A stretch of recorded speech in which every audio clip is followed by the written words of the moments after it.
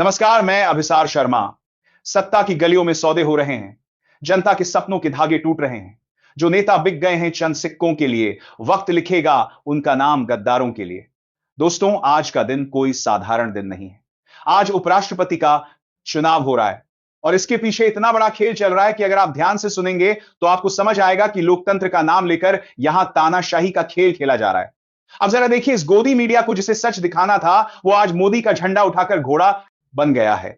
सुबह से टीवी खुली है, हर चैनल पर सिर्फ एक ही बात, मोदी अजय है, मोदी के लिए सब तैयार है, मोदी का जादू है। अरे भाई, अगर इतना ही भरोसा है तो फिर सांसदों को धमकाने के लिए अमित शाह ने फोन क्यों किए? ईडी सीबीआई की छापेमारी क्यों होती है? ये गोदी मीडिया तो अब दलालों का मुंह बन चुका है। चाटुकारिता की हद तो देखिए, मोदी संसद में चुप बैठे हो या विदेश भागे हो, मीडिया फिर भी कहेगा मोदी ने मास्टर स्ट्रोक खेला। लेकिन असलियत यह है कि मास्टर स्ट्रोक सिर्फ मीडिया की स्क्रिप्ट में है। जमीनी हकीकत में मोदी की सत्ता की नींव हिल चुकी है। बेरोजगारी चरम पर है, किसान आत्महत्या कर रहे हैं, युवाओं का भविष्य अंधेरे में है और उद्योगपति अंबानी अरबों कमा रहे हैं। यही है मोदी का न्यू इंडिया, जहां जनता भूखी है और गिने चुने अमीर सत्ता पर राज कर रहे हैं। अब जरा नजर डालिए नीतीश कुमार पर। ये वही नीतीश हैं जिन्हें लोग गिरगिट कहते हैं, लेकिन गिरगिट भी उनसे कम ही रंग बदलता है।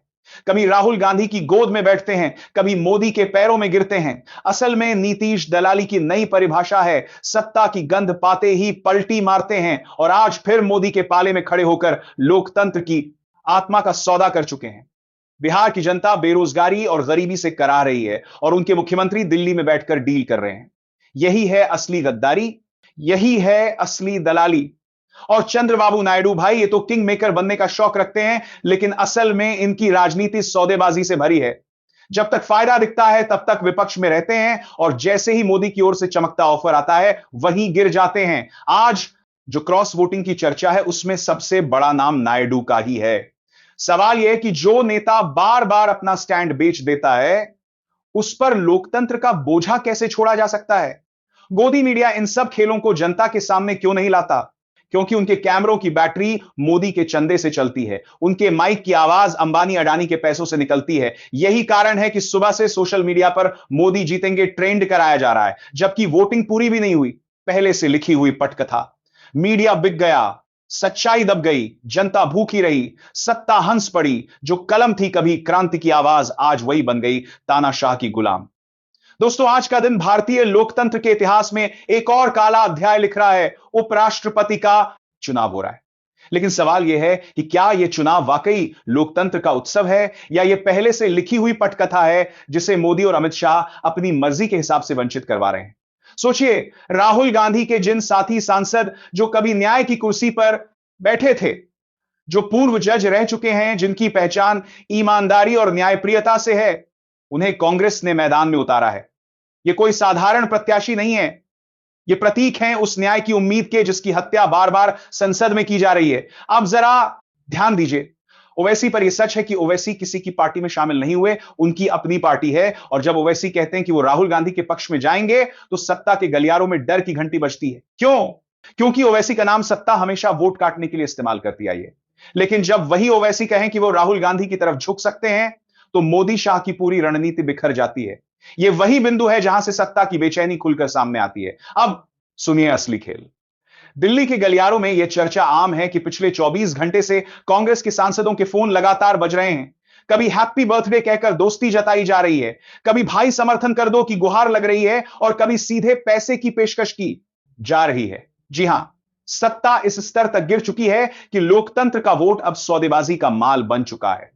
कितने वीडियो आपने देखे होंगे, एक एक वीडियो में सांसदों को दबाव में लाया जा रहा है, धमकाया जा रहा है। कुछ वीडियो वायरल हुए, लेकिन जो लाखों वीडियो छिपे पड़े हैं, जो जनता तक नहीं पहुंचाए गए, उनका हिसाब कौन देगा? यह लोकतंत्र है या खुली मंडी?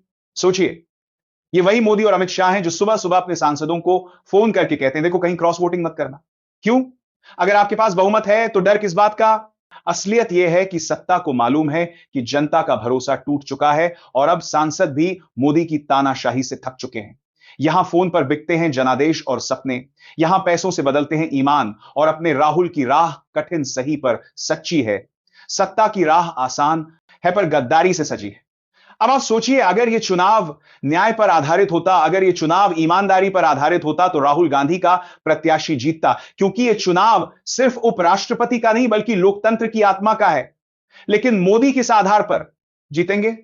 पैसे के आधार पर, डराने के आधार पर, फोन और धमकी के आधार पर।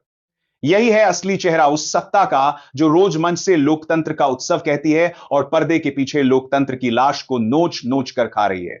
दोस्तों याद रखिए, यह चुनाव सिर्फ एक पद का नहीं है, यह चुनाव उस सोच का है जिसमें राहुल गांधी हर बार दबाए जाते हैं।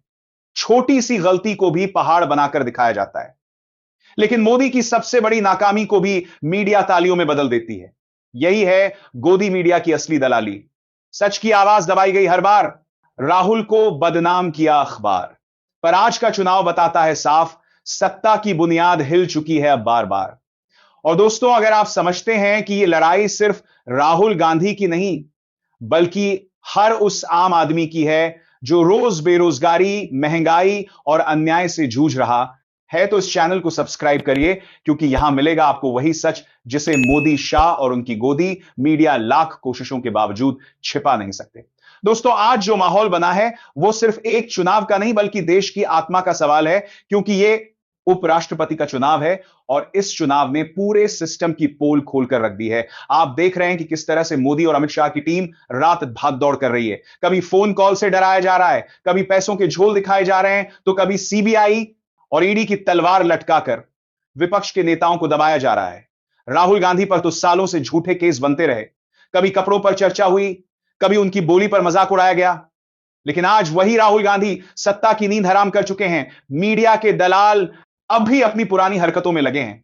सुबह से लेकर रात तक स्क्रीन पर सिर्फ मोदी का चेहरा, मोदी का भाषण, मोदी की वाहवाही। लेकिन सच्चाई यह है कि इन दलालों की चिल्लाहट अब जनता को बहला नहीं पा रही। नीतीश कुमार जैसे नेता जो कभी इधर तो कभी उधर गिरगिट से भी तेज रंग बदलते हैं, वह आज खुलकर मोदी की गोदी में बैठे नजर आ रहे हैं और चाटुकारिता में सारे रिकॉर्ड तोड़ रहे हैं। चंद्रबाबू नायडू को देखिए, वो भी एक तरफ से डगमगाते हुए मोदी की तरफ झुक चुके हैं और उधर ओवैसी ने साफ कह दिया है कि वो राहुल गांधी की तरफ जाएंगे। यह अपने आप में बड़ा झटका है सत्ता पक्ष के लिए। अब सवाल यह नहीं है कि चुनाव में कौन जीतेगा, सवाल यह है कि अगर इस बार भी लोकतंत्र की आवाज को दबाया गया, वोटों की चोरी की गई और मीडिया ने फिर से झूठ का पुलिंदा बेचा, तो इस देश की जनता का भरोसा आखिर कहां जाएगा?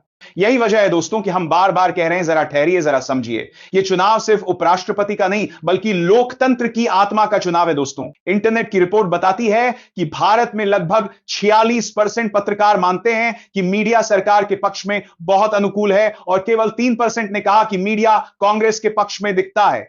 ये आंकड़े बतलाते हैं कि कितनी गहरी पीठ है मीडिया की, सत्ता के साथ गठजोड़ की। अब तय करिए, ऐसी खामोशी में सच कैसे बच पाएगा?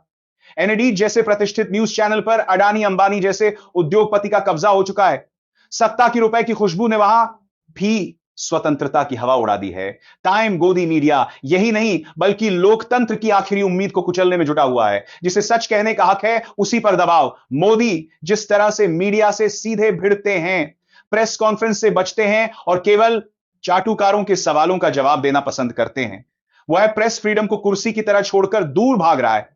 सिपाही नहीं बल्कि सत्ता का गुलाम बन चुका है।